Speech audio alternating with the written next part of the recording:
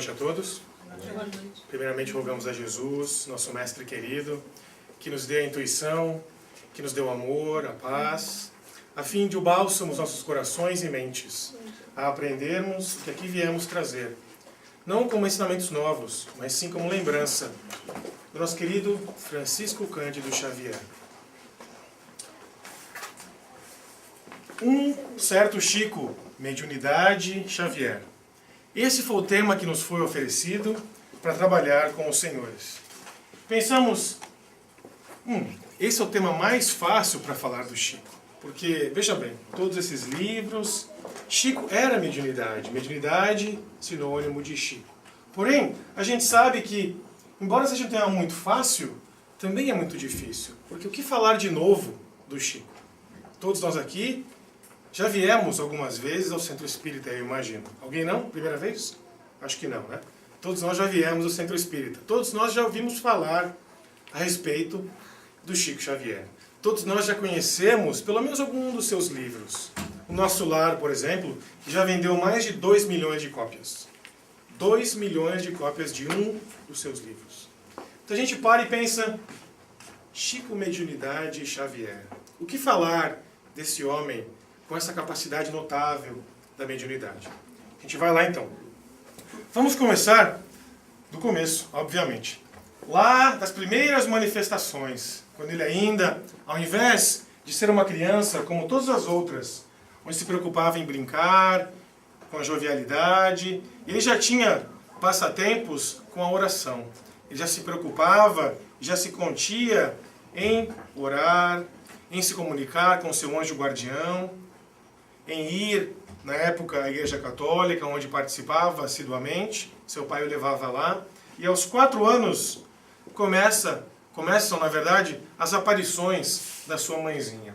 A sua mãe começa a dar as informações sobre a vida espiritual, sobre a vida pós-morte do nosso querido Chico. Ele que tinha esse contato muito grande com a sua mãe. Aí a gente vê que desde cedo Chico começa a trabalhar para ajudar a família. Família muito simples, muito pobre, ele precisava, na verdade, ajudar o seu pai, que vendia bilhetes. E o dinheiro não era suficiente para angariar a renda, né, para os seus irmãos e etc. Então ele começa a trabalhar muito cedo para auxiliar nas despesas domésticas. E muitos conflitos, muitas dificuldades, sempre testando o nosso querido Chico entre o bem e o mal, sempre colocando ele em situações difíceis, onde ele nunca foi capaz de nenhuma vez falar uma obscenidade, nunca desobedeceu ao seu pai, muitas vezes se sentia injustiçado, pois seu pai o perseguia, a sua madrasta, que por sinal ele não gostava de chamar de madrasta, muitas vezes batia nele, espancava, e o Chico nunca reclamou das palmadas, das surras que a madrasta dava nele, muito menos dos maus tratos que o seu pai dava. Então, a gente já vê que desde cedo esse ser iluminado apresenta condições e características de um espírito superior. Nunca, imagine uma criança de 4, 5 anos, temos alguns pais aqui no recinto, se te dá uma palmadinha no nosso filho, o que é a primeira coisa que ele vai falar, ou vai fazer? Ele vai ficar bravo, você já se acha indignado, vai ficar meio preocupado, triste, o que eu fiz de errado, porque eu estou apanhando, porque eu estou sendo repreendido, etc. E Chico não, sabia que existia um motivo e tinha aquilo como parte natural das coisas. A gente continua então na primeira descoberta da mediunidade. Que pena que a imagem não ficou assim tão bonita, porque o que nós gostaríamos de passar aqui para os senhores é uma imagem de um campo, de um bosque muito bonito. E a sua professora primária, lembramos que Chico apenas completou a 4ª série primária, não mais. A sua professora primária, chamada Rosária Laranjeiras, tinha atividades muito interessantes. Ela todas as semanas pegava os alunos e levava para um passeio no bosque, para um passeio no parque. E após esse passeio, os alunos à tarde iam para o passeio, né, andavam no bosque, e eles eram pedidos, ou ela pedia para que esses alunos, no dia seguinte, voltassem e fizessem uma redação sobre o que tinham visto no bosque, ou o que tinham aprendido em sala de aula, e que poderiam colocar, né, exemplificar no bosque. Um inseto que aprendia, um animal novo, uma planta nova, etc.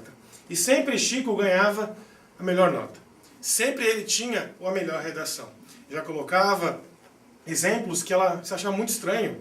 Ela imaginava que Chico tinha copiado aquela redação. Ela muitas vezes achava que Chico tinha ou memorizado aquilo tudo, ou colado mesmo, trazido alguma coisa de algum irmão mais velho, porque ele não tinha ensinado insetos diferentes, animais diferentes, e ele por si só já os colocava na sua redação.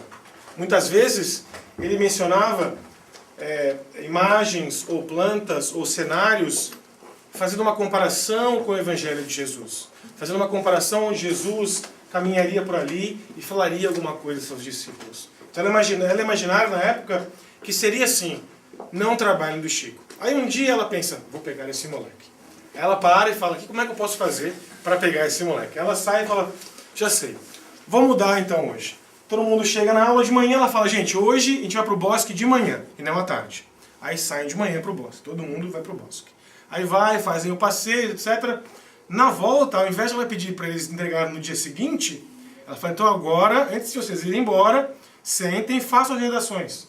Façam as redações, eu quero ver, antes de vocês irem embora, a redação. E aí Chico vai, escreve e dá uma aula sobre botânica, sobre natureza, sobre o despertar, porque foram bem cedinho, o sol se punha, e ele começa a escrever sobre o sol, sobre a criação, sobre Deus, e a redação ainda é melhor do que ela esperava. Ela fala, não é possível, isso aqui é alguma coisa que não é dele. Ela começa a falar com os professores, com os colegas da escola, e todos eles, não é possível, um rapaz de 7, 8 anos, na época Chico tinha, é incapaz de escrever algo tão belo, tão nobre e tão sutil como essas redações que aqui estamos vendo. E aí, um dos professores que já tinha lido o Livro dos Espíritos fala, eu acho que é mediunidade. Porque esse rapaz é meio estranho mesmo. Ele sempre se atém em muitas orações, não brinca muito com os outros meninos. Eu acho que ele é médium. E aí, a primeira vez que mencionam a palavra mediunidade para o Chico. Essa história está no livro Lindos Casos de Chico Xavier, de Ramiro Gama. Um livro fantástico. Aconselhamos todos a lerem esse livro. Essa é a primeira, na verdade, o primeiro momento que Chico tem contato com alguém dizendo para ele a palavra mediunidade, aos 7, 8 anos de idade. E aí, a primeira visita a um centro espírita. Ele já, em 1927, com 17 anos, chega no centro espírita, Dona Carmen Perácio, que era uma amiga de um amigo, o convida para ir ao centro espírita, e ele lá chegando, participa da reunião e acaba escrevendo 17 páginas. Imagine, uma pessoa entra no centro espírita, acaba sentando e, mediunicamente, começa a escrever 17 páginas. Hoje acharíamos uma coisa assim maluca. Esse rapaz está, imagina, acabou de chegar aqui, escreve 17 páginas. Aí foram ler as páginas do Chico. Páginas nobres. Páginas onde mencionavam deveres, mencionavam obrigações, mencionavam caracteres do verdadeiro espírita cristão. Como o espírita deveria se comportar no mundo atual. Imaginem, isso em 1927. E o fato curioso é que Dona Carmen Perácio, que também é médium, tem uma visão muito interessante. Ela vê, saindo da cabeça de Chico, vários livros, diversos livros. E uma cor assim acinzentada, ela percebe que algo estranho. Vários livros saindo da cabeça de Chico. E aí no final ela comenta com ele, e aí nós vemos que a premonição ou a mensagem que existia sobre essa visão de Carmen Perácio realmente se faria efeito. Pois aí temos a obra de Chico Xavier, toda a obra dele, que nós conhecemos dessa encarnação. Então, Chico dá uma mensagem sobre o que ele sentiu a primeira vez, onde ele ali psicografa 17 páginas. Gostaríamos de ler para que não perdêssemos a mensagem do nosso querido Chico. Minha visão dele, na visão do Chico, habitual, experimentou significativa alteração. As paredes que nos limitavam o espaço desapareceram. O telhado como se desfez. E fixando o olhar no alto, poderia ver as estrelas, que tremeluziam no escuro da noite. Então Chico tinha uma expansão mediúnica, onde ele conseguia sair do lugar onde estava, imaginar, vê-lo lá, psicografando os livros. Primeira visão com 17 anos de idade. Primeiro encontro com Emmanuel. Aqui, já em 1931. Chico sai de Pedro Leopoldo e vai para o norte da cidade, num açude, onde costumava orar.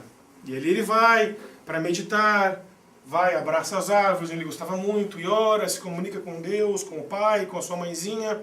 E de repente ele olha lá no fundo, ele vê uma cruz. Uma cruz onde existia um luminoso, e a cruz vai se aproximando, e aí ele vê um espírito naquela cruz. Aí ele imagina, quem será esse espírito? Imagina, chega perto dele, aí ele vê que os traços do espírito eram muito meigos. Os traços mostravam alguém assim muito nobre. E quando mais perto vai chegando Emmanuel, ele vai vendo que trazia uma túnica, como se era naquela época os sacerdotes, os padres, etc., os religiosos utilizavam na época de Jesus. Uma túnica negra muito bonita, veludada mais ou menos. Ele começa a ver Emmanuel. Aí Emmanuel o cumprimenta, muito doce, muito suave, e pergunta, Chico, você está disposto a trabalhar na mediunidade com o Evangelho de Jesus? Aí Chico para, muito feliz com o convite, e diz, obviamente, mas somente se eu tiver a proteção dos amigos espirituais, senão eu não consigo, é muito difícil. E pergunta para Emmanuel, será que eu estou preparado para tudo isso? E Emmanuel diz, sim, Chico, está sempre preparado. Por quê? Porque você sempre vai contar com o apoio e o auxílio dos espíritos amigos. Você nunca vai estar desamparado. Nunca mesmo. Aí Chico, muito feliz, diz, então o que eu preciso fazer para poder trabalhar com a mediunidade para Jesus? Aí ele diz, Chico, você tem que estudar sempre, você tem que trabalhar e manter sempre uma atividade no bem. Sempre a sua vida moral tem que estar atinada ou direcionada para o bem. Aí Chico muito feliz, pois muito bem, mano, muito obrigado, mas o que mais então eu preciso fazer? Porque isso eu já faço, eu acho que eu já faço tudo isso. O que mais devo ter então para poder trabalhar na mediunidade de Jesus? Aí Emmanuel diz assim, bom, temos 3 pontos básicos. Chico, o primeiro seria então, disciplina. Muito bem. E o segundo, disciplina. E o terceiro, também disciplina, Chico. Aí Emmanuel vai se afastando, e essas informações que a gente tem do Chico por si só, porque ele nos conta essa mensagem, nos conta esse encontro, não sabemos se alguma coisa mais ele e o mentor conversaram, mas aqui temos a primeira interação entre Chico e Emmanuel. E aí paramos para fazer uma análise sobre o que Emmanuel disse para o Chico. Onde a mediunidade precisamos ter disciplina. Onde precisamos ter disciplina, disciplina, disciplina. Com trabalho, com educação, com estudo e com a moral regrada. Muitas vezes vemos por aí, aqui muito comum nos Estados Unidos, pessoas trabalhando com mediunidade, pessoas usando a mediunidade, não no Evangelho de Jesus. A gente vê muitos irmãos nossos que não conhecem o verdadeiro propósito da mediunidade, que é assim, de auxiliar, que é de consolar, que é de trabalhar em favor do próximo, e não para eles, não para nós mesmos. Infelizmente a gente vê aqui, em Salem, uma cidade próxima, médiuns que cobram para assistência. Eles ainda não sabem, não conheceram os ensinamentos de Jesus. Eles ainda conhecem só a mediunidade como fato físico, e não a mediunidade onde Jesus nos dizia que de graça dai o que de graça recebestes. A mediunidade, sim, é um fator biofísico, porém quem controla não somos nós. É o plano espiritual. Vem de Deus. Então é importante lembrarmos que a mediunidade, sim, é um dom, onde todos nós podemos desenvolver esse dom. Porém, exige disciplina, exige cautela e exige encargos, que muitas vezes nós estamos preparados para trabalhar. Mas, assim, nossa vaidade, nosso orgulho, quer o cargo de ser médium. Quer o cargo, eu sou médium. E esquece do trabalho que tem por trás disso. Esquecemos das dificuldades. Esquecemos de tudo que traz, o preço, na verdade, que traz ser médium, que traz essa mediunidade para cada um de nós. Primeira obra, em 1932, lá no cantinho, do lado esquerdo, no topo, Parnaso de Além Túmulo. Esse livro é fantástico. Na verdade, essa não é a primeira capa. Porque, um fato muito curioso é que Chico não assinava o seu nome. Na verdade, Francisco de Paula Cândido é o nome inteiro de Chico Xavier. Porém, ele assinava os primeiros livros F. Xavier.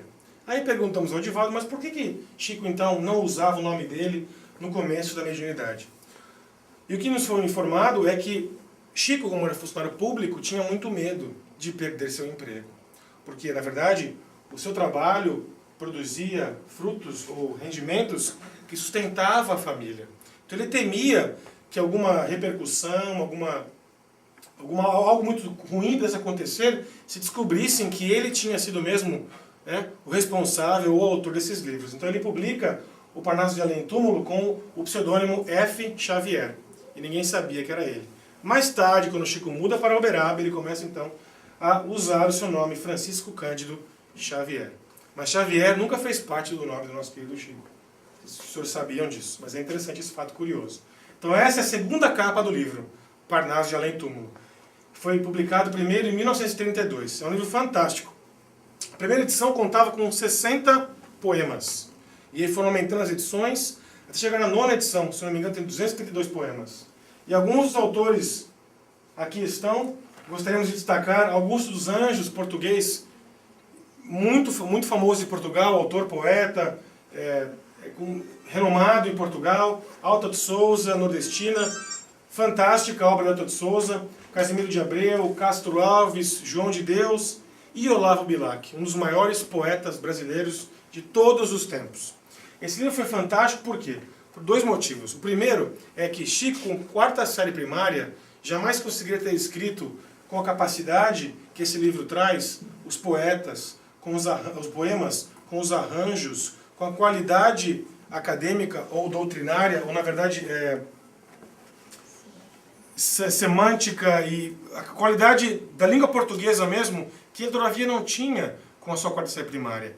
E esse livro é publicado, várias pessoas se juntam, acadêmicos do Brasil, da Academia Brasileira de Letras, começam a se juntar para estudar sobre esse livro. E eles veem que esse livro tem sim os traços, tem a caligrafia desses mesmos poetas, de Olavo Bilac, né, Casimiro de Abreu, Alta de Souza, entre tantos. Então ele via, os estudiosos percebiam que esse livro não poderia ser uma farsa.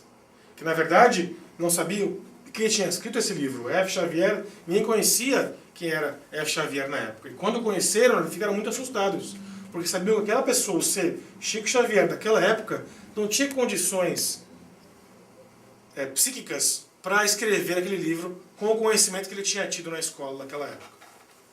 E aí, a gente vai de novo para o depoimento de Chico, onde diz que nunca pôde aprender, senão alguns rudimentos de aritmética, história e vernáculo, ou fatos do país, né, do Brasil, como são as lições de escolas primárias.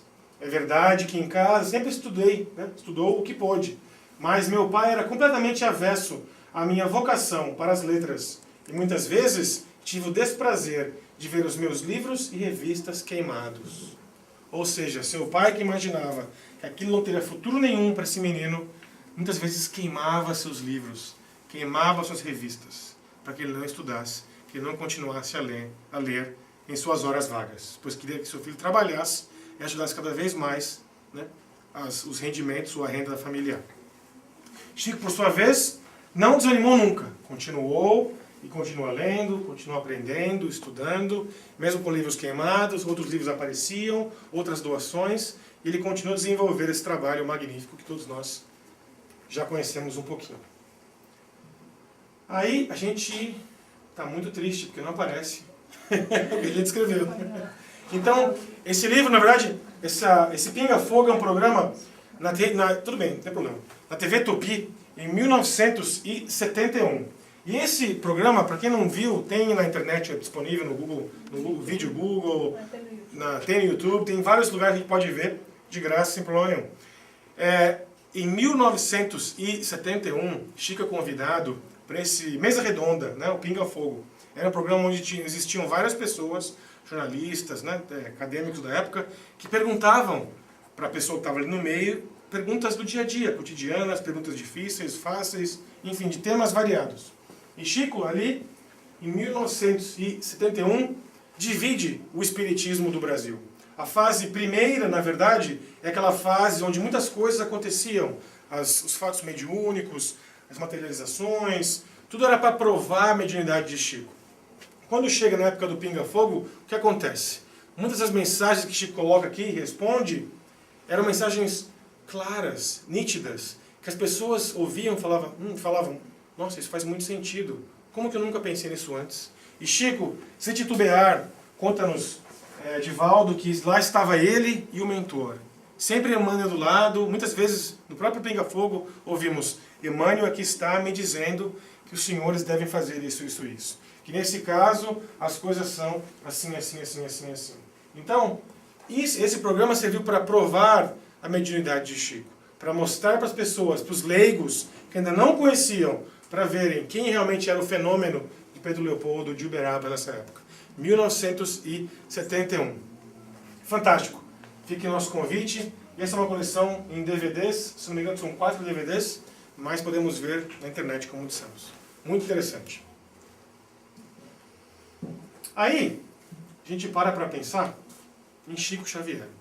Nas mensagens que depois do Pinga Fogo, ele se dedicou muito em dar mensagens consoladoras. As pessoas chegavam lá com problemas, muitas delas famosas, atores de televisão, conhecidos, gentes humildes, gentes todas as classes sociais e filosóficas possíveis no Brasil na época, até gente de fora do Brasil chegavam lá para pedir conselho para o Chico. Aí paravam: Chico, meu filho desencarnou, Chico, minha tia, variados motivos. E ele ali, sempre meigo, sempre sensível, sempre carinhoso, dava mensagens, muitas vezes na hora mesmo que a pessoa chegava. Na hora que a pessoa chegava, a mensagem saía e aquelas mensagens acalmavam corações. Mães aflitas que acabavam de ter seus filhos dilacerados por acidentes de automóveis na época, chegavam ali em prantos. E saíam também em prantos, mas com um choro diferente, com um choro de paz interior.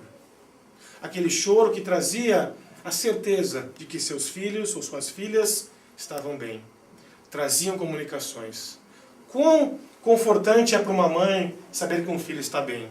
Quão feliz fica uma mãe em saber que o seu filho está bem, mesmo longe. Minha mãe até hoje me liga 4 vezes por semana. Eu já moro aqui há 10 anos. Olha que engraçado isso.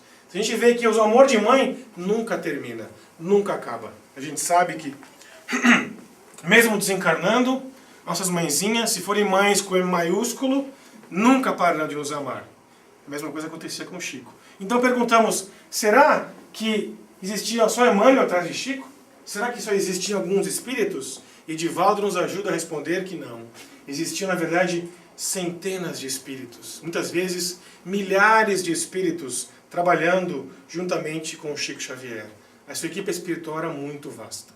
Espíritos de toda a ordem, toda a gama, e de todos os lugares, para poderem alcançar esses corações em aflição, para poderem apaziguar essas mães, pais, familiares, parentes, queridos, amigos que iam lá buscar conforto, buscar auxílio, buscar uma palavra amiga, ou buscar uma notícia sequer daqueles que já tinham ido.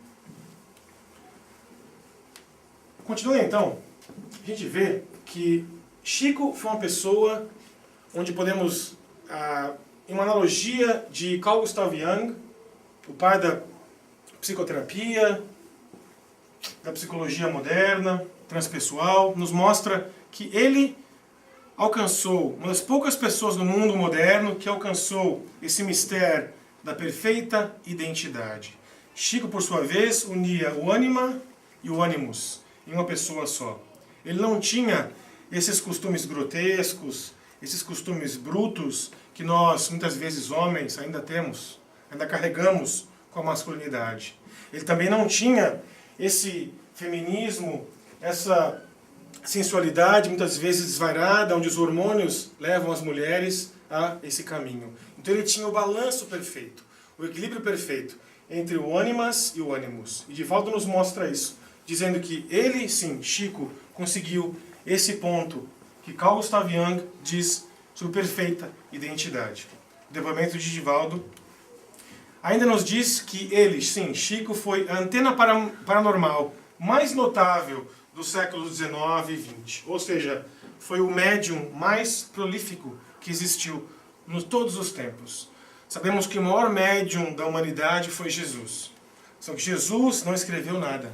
Jesus deu o exemplo e muitos discípulos escreveram sobre a vida de Jesus. Eurípides Barçanufo também, um excelente médium com capacidade mediúnica notável.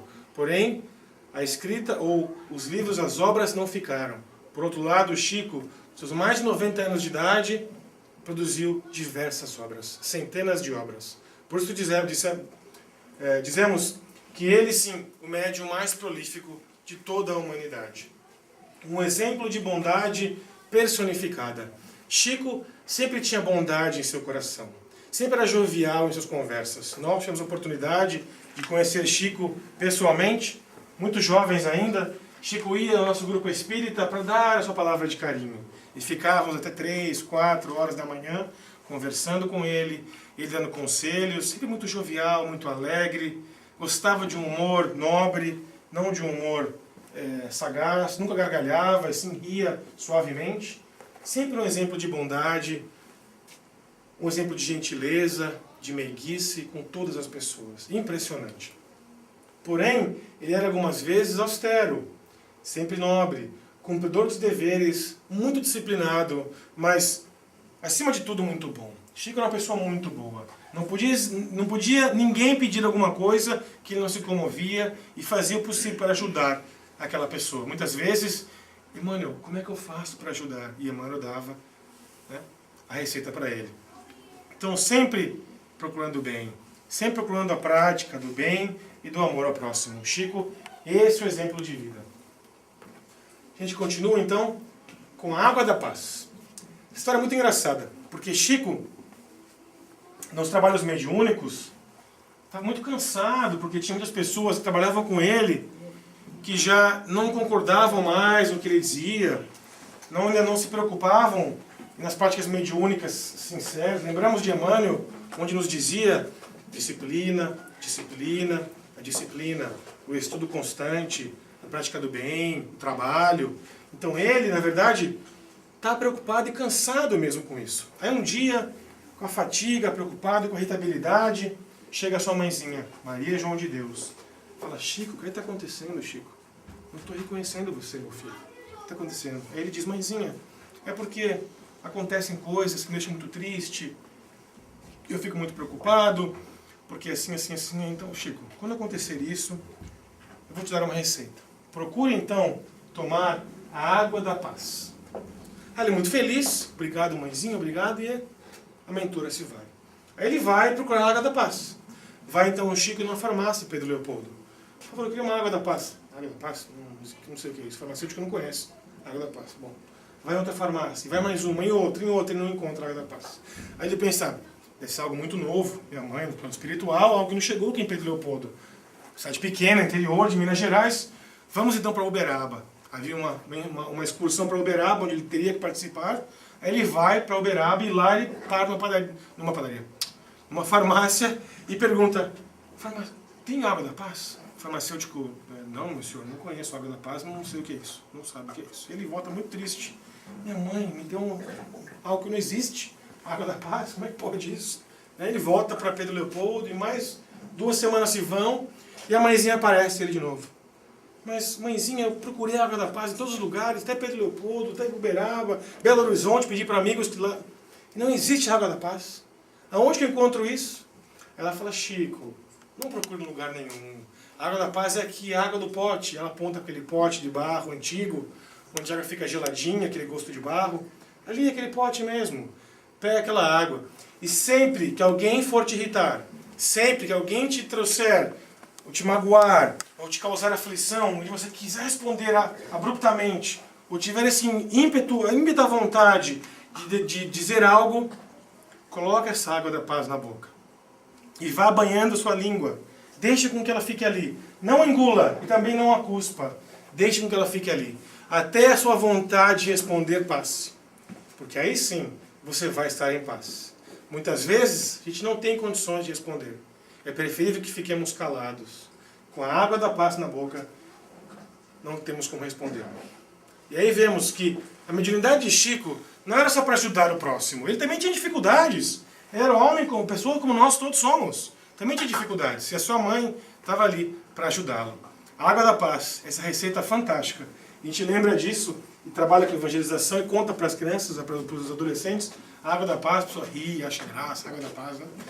Ah, simples água, a gente toma ali, não responde nada, deixa a pessoa perguntar, se irritar, e não importa.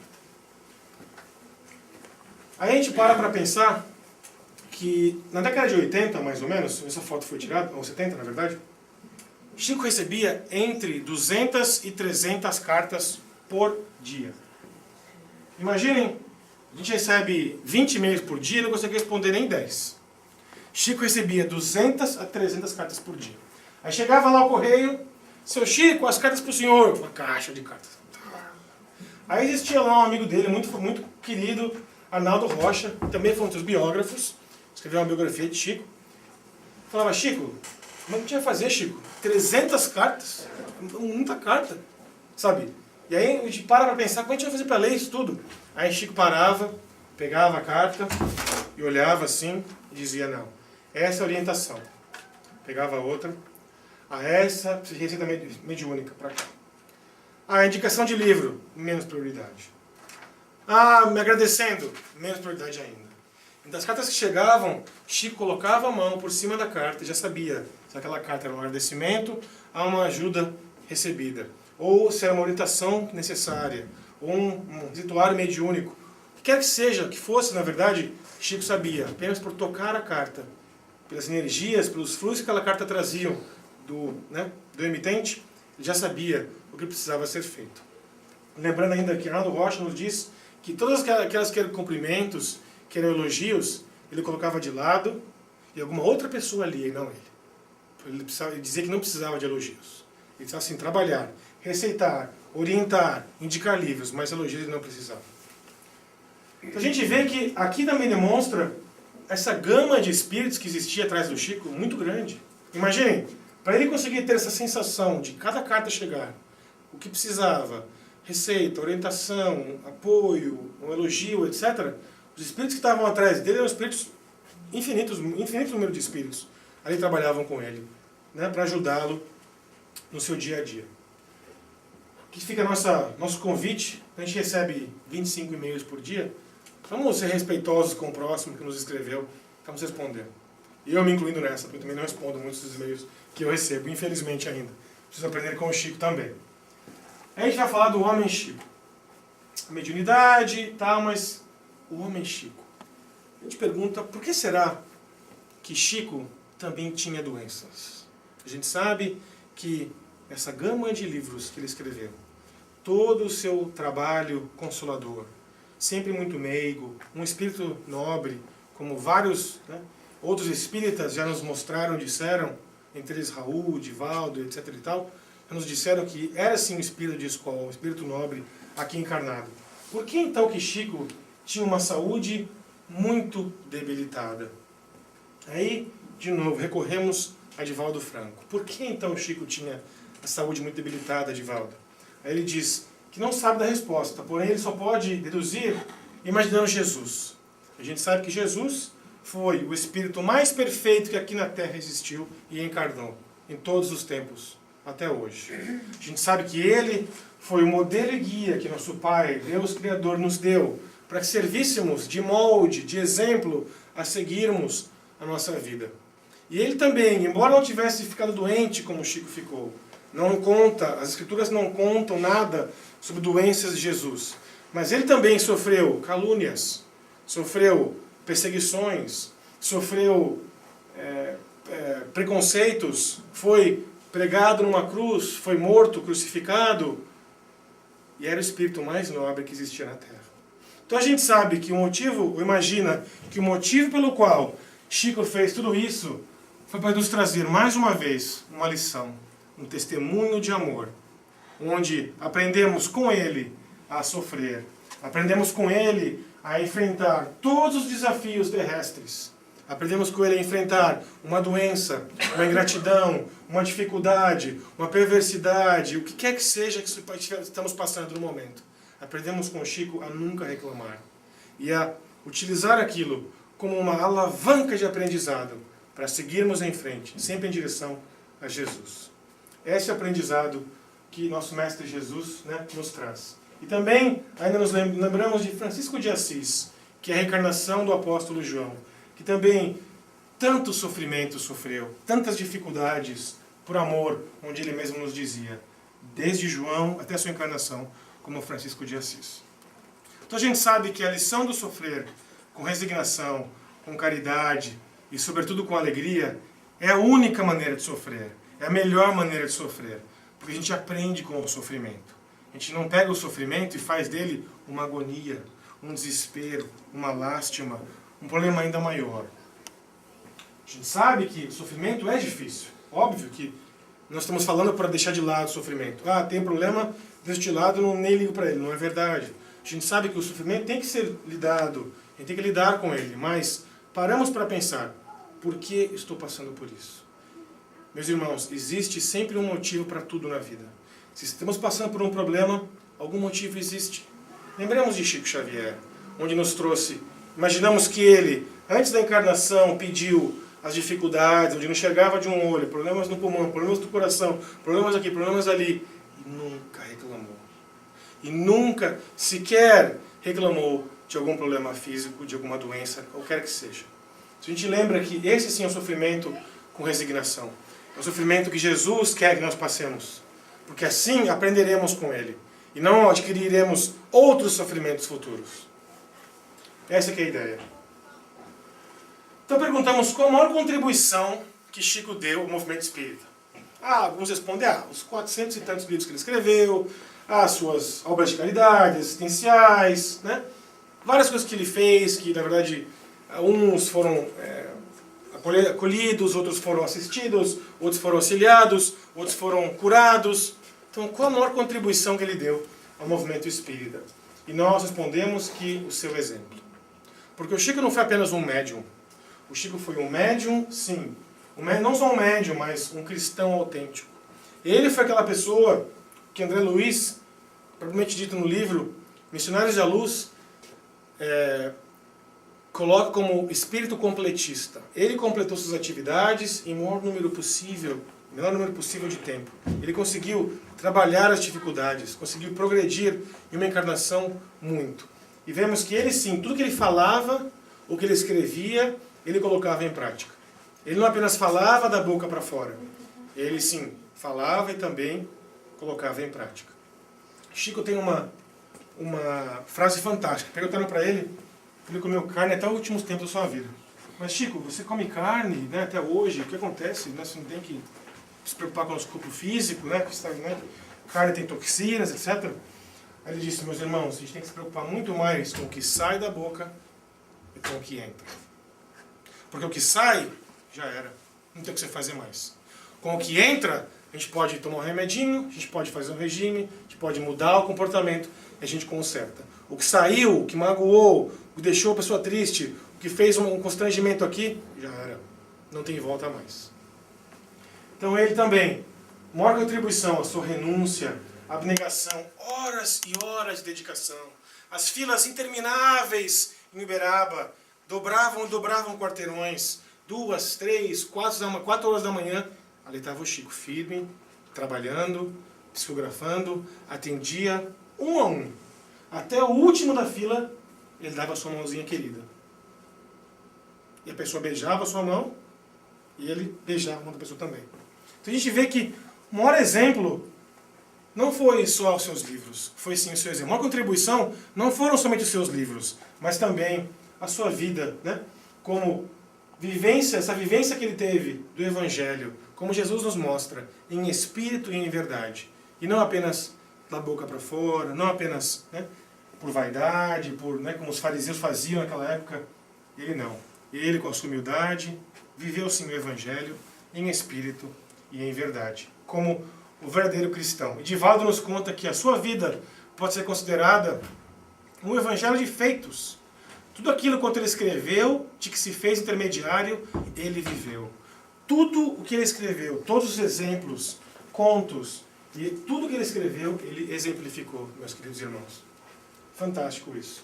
E aí, lembramos de Allan Kardec, no Livro dos Espíritos, que o verdadeiro homem de bem é o que cumpre a lei de justiça, de amor e caridade na sua maior pureza. Chico, sim, foi um dos que podemos colocar nessa definição de homem de bem. Aí o ensinamento que ficou. Chico, então, estava muito cansado um dia.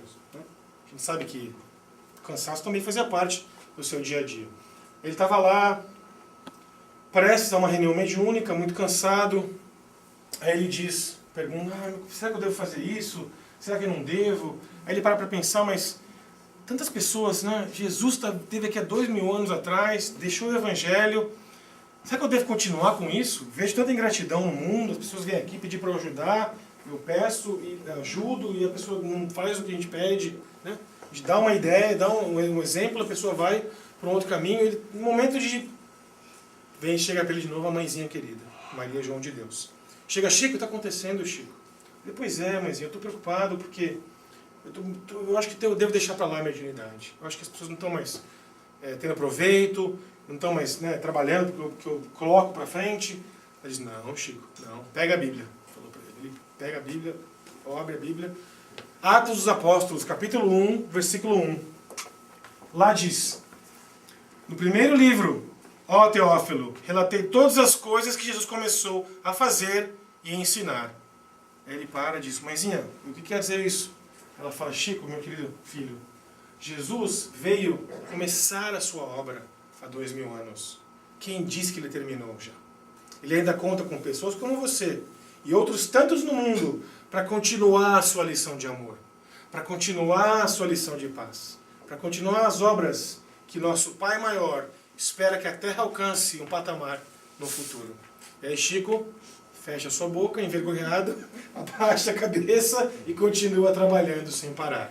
Então o ensinamento que fica, lembrando Jesus, que ele sim, a primeira revelação, na verdade a segunda revelação, e esperamos que o Espiritismo, o Consolador prometido, o cristianismo redivivo vem trazer para a humanidade o consolo que nós precisamos, o consolo que temos que essa não é a nossa vida maior, essa não é a nossa maior vida, nós temos a vida espiritual, que é a verdadeira vida. Aqui estamos de passagem. E Chico nos mostra isso através dos seus ensinamentos.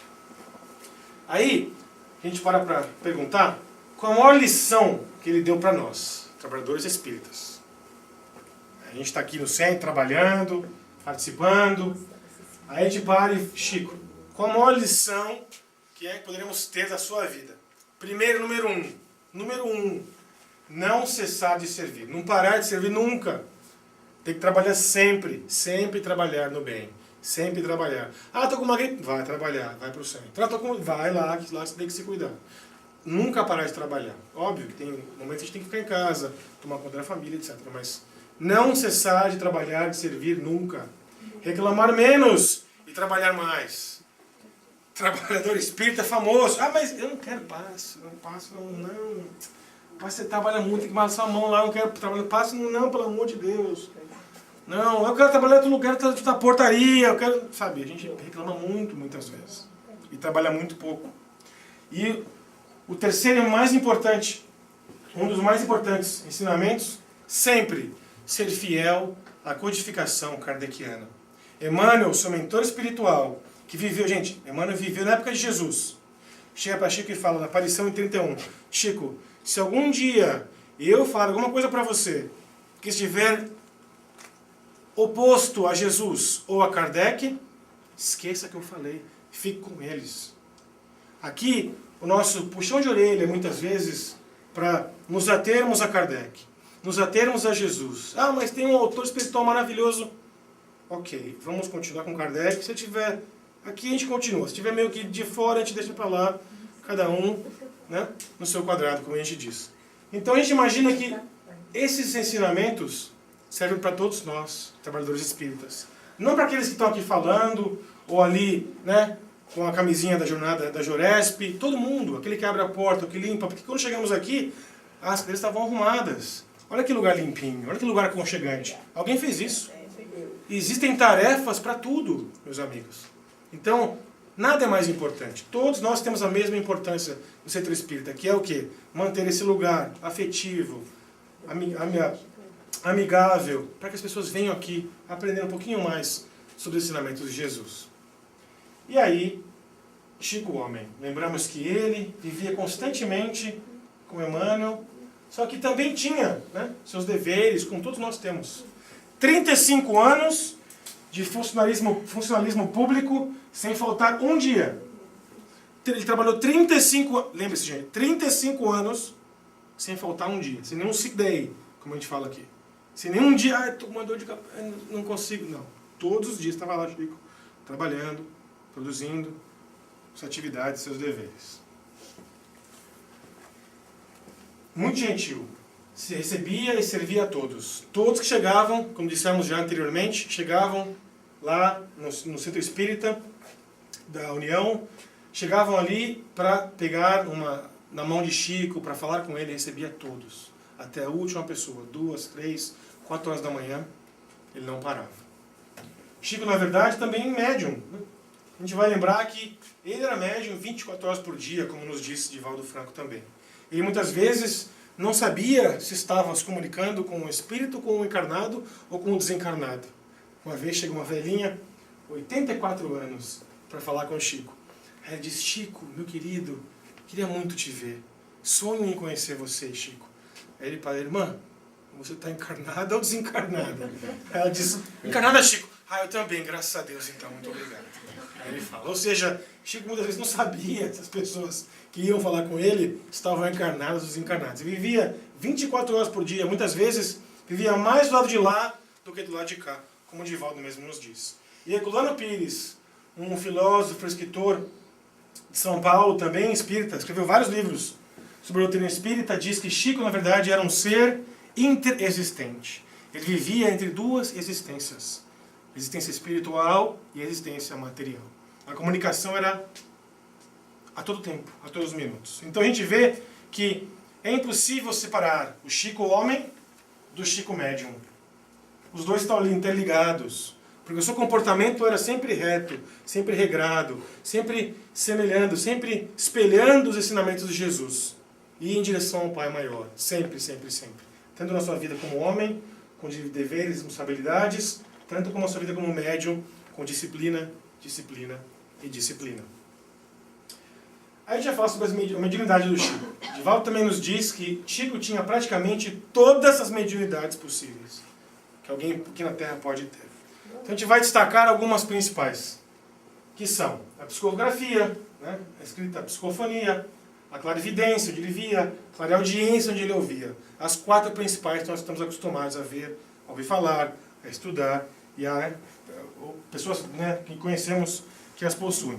Mas também ele tinha outras mediunidades menos comuns, por exemplo, a lorífera, onde ele conseguia emanar perfumes muito raros, muitas vezes. Era comum as pessoas chegarem perto do Chico e sentirem um aroma muito diferente, um éter, um perfume de uma flor muito rara, alguma coisa que eles não conheciam, mediunidade lorífera. Materializações luminosas. Existem várias fotos na internet que podemos ver, onde está lá Chico com a materialização. Né? Fenômenos de transporte. Muitas vezes Chico era visto em 2 lugares ao mesmo tempo. Ele muitas vezes saía de madrugada, terminavam os trabalhos, ele ia dormir e via um Chico em algum outro lugar trabalhando, ajudando, conversando, né? A bicorporeidade, bilocação. E Raul Teixeira nos diz que podemos comparar Chico com espíritos de escola, como Eurípides Barçanufo, como Santo Antônio, como o Padre Pio, que também eram famosos pela bilocação. Porém, gostaríamos de lembrar que esses fenômenos, os 4 para baixo, são fenômenos menos comuns e naquela época eram importantes. Pois naquela época, no começo da mediunidade do Chico, é importante trazer para as pessoas o choque da mediunidade. Isso é mediunidade. É verdade, então eu acredito. A gente vê uma materialização e fala, eu acredito. Porque muitos céticos não acreditavam em mediunidade. Liam, por exemplo, Parnaso de Além Túmulo e viram que aquilo não era do Chico, mas imaginavam que alguém tinha escrito e colocado o nome do Chico. E não era o Chico, na verdade. Então, eles participando de uma atividade dessa, uma materialização, uma bicorporeidade, eles tinham sim o conhecimento. Então não tem como negar mais. Estou vendo, São Tomé tem que ver para crer, estou vendo, então é mediunidade. Né? Então na verdade, a última, importantíssima também, a mediunidade de cura comovedora. Chico tinha um poder de cura fantástico. Muitas vezes comparado com Jesus. Muitas pessoas chegavam até Chico, encostavam nele e se curavam. Aí, no próprio programa Pinga Fogo, perguntaram para ele. E ele disse que ele não fazia nada. Lembrar de Jesus, que a fé das pessoas é que curavam as pessoas. Quando a gente vai estudar, vai ver outros espíritas, né, nomeados ou de renome, como Divaldo, Raul, entre tantos, que nos dizem que a mediunidade de cura do Chico era assim comovedora. Porque ele tinha essa capacidade de passar para aquela pessoa aquela energia necessária para curar aquela enfermidade, aquele desvio no perispírito naquele momento. Obviamente que por causa ou devido a merecimento, devido a experiências passadas, ou créditos que a pessoa tinha. Né? Por chegar até o Chico, já tinha que ter um crédito mais ou menos espiritual, porque era muito difícil. Conseguir vê-lo, conseguir pegar uma fila, e etc. Ainda mais nos últimos anos da sua vida era muito difícil. Então a gente tem exemplos de mediunidade de cura de Chico fantásticos. Em vários livros que eles nos mostram, as pessoas chegavam a encostar nele, beijar sua mão e se curavam ali mesmo. A gente vê isso. Hoje em dia, esse tipo de mediunidade é muito menos comum, porque não precisamos mais disso. Hoje em dia, na verdade, o Espiritismo nos mostra que nós temos que ver ou que mudar o comportamento. Porque simplesmente ir atrás de um curador ou de um médium que cura não é o suficiente. Nós temos que mudar nosso tipo de comportamento. Nós temos que mudar nossos pensamentos, mais importante. Porque aí sim, curaremos em espírito. E o perispírito e o corpo é a consequência. Se curarmos somente o lado de fora, o corpo, estamos colocando um band-aid numa ferida aberta. E em breve o band-aid vai cair e a ferida vai abrir de novo. Então, as mediunidades assim, mais físicas, os efeitos físicos, hoje em dia são muito menos comuns. E na verdade é para ser assim mesmo, como a gente vê nas leituras, né, hoje em dia. Porque precisamos mudar o conceito psíquico, comportamental, behavioral, né, como a gente tem hoje em dia visto. Sua extraordinária mediunidade. Já dissemos várias vezes que Chico escrevia, psicofonia, psicografia, etc. Mas esse caso é fantástico. Chico, em 1900... volta aí. Pronto. Então... cadê? Vamos lá de novo. Só um minuto. A gente vai para a carta do Chico, que ele escreve em inglês, ao contrário ainda. Olha a sua mediunidade. Ele consegue escrever uma carta que ele não falava o idioma inglês. Ele consegue escrever a carta ao contrário ainda. A gente vai ver a carta agora. Agora, muito bem. A gente vê que aqui, ele começa a escrever ao contrário. My dear... e começa a escrever. E aí, a gente vê a mediunidade fantástica de Chico. Ele consegue escrever a carta ao contrário. Imagina você escrever uma carta no idioma que vocês não conhecem ao contrário. Será que é fácil fazer isso? O que vocês acham? Nem o idioma que você conhece a gente consegue escrever. Imagina que a gente não conhece. Chico não era fluente, não falava inglês. Então Emmanuel vem mostrar para ele, dar esse testemunho de que, na verdade, é possível sim, mediunidade existe. Aqui está a carta, como se estivesse no espelho. My dear and generous friends of the fraternity's doctrine, good health and peace in God our Father. Let us learn the life in the love's law, from the instructions of Jesus Christ. Accept this work almost always in the earthly world, represent the struggle and studies of the vanity and from the darkness of the little man's science. Your brother Emmanuel. Escrita em 4 de abril de 1937. Chico tinha 27 anos de idade. A gente para e vê que esse é um exemplo, esse na verdade é um testemunho da sua extraordinária mediunidade. Escrever uma carta ao inverso, onde para ser... A gente não consegue ler a carta desse jeito, como estava antigamente, né? Tem que colocar no espelho para que a gente possa ler. É um exemplo da sua extraordinária mediunidade, no idioma que ele não conhecia. Fantástico. Provavelmente fez de olho fechado. Simplesmente fantástico, pois é. A gente vai então passar rapidinho sobre a obra literária de Chico. Na verdade, a nossa palestra começou com uma outra ideia. A gente pensou, o que falar do Chico? Vou falar então, pensamos nos seus livros, a série de Emmanuel, a série de André Luiz, o que ele fez. Aí paramos e falamos, não, isso todo mundo pode ir na internet pesquisar, é muito fácil de saber. Então procuramos pegar alguns fatos inusitados da sua vida, como médium, como homem, como pessoa de carne e osso como nós, porém com um espírito muito evoluído. Né? E para fazer uma abordagem na sua vida mediúnica, também como homem, mostrar que ele teve dificuldades, como todos nós temos, passou por problemas, como todos nós passamos, e também, no finalzinho, uma abordagem rápida sobre a sua obra, a obra de Chico Xavier. Então ele vai e escreve poesias, crônicas, livros público infantil, Consolo Espiritual, Bezerra de Menezes, Emmanuel, a série André Luiz e o Mundo Espiritual, romances esclarecedores, gerais. E a gente vê, na verdade, que Humberto de Campos, óbvio, né? Que ele, sim, o médium mais prolífico de todos os tempos. E uma correção que aprendemos hoje, antes dessa nossa palestra, que na verdade são 400 e quantos, Mackenzie? 59. 459 livros que ele escreveu, não 417. Essa é uma lista que nós tínhamos antes, e parece que no seminário do Chico coloca agora todos os livros bonitinho, aqui a gente tem 459 obras. Então ele sim, foi o médium mais prolífico, o maior médium, podemos dizer assim, em termos de obras, em termos de exemplos que existiu na humanidade até hoje. E aí, a gente gostaria de trazer duas frases fantásticas desse ser evoluído, desse ser espiritual. Onde a primeira, o trabalho edifica, a solidariedade aperfeiçoa e a tolerância eleva. E a outra, onde o Cristo não pediu muita coisa, não exigiu que as pessoas escalassem o Monte Everest ou fizessem grande sacrifício. Ele só pediu que nos amássemos uns aos outros.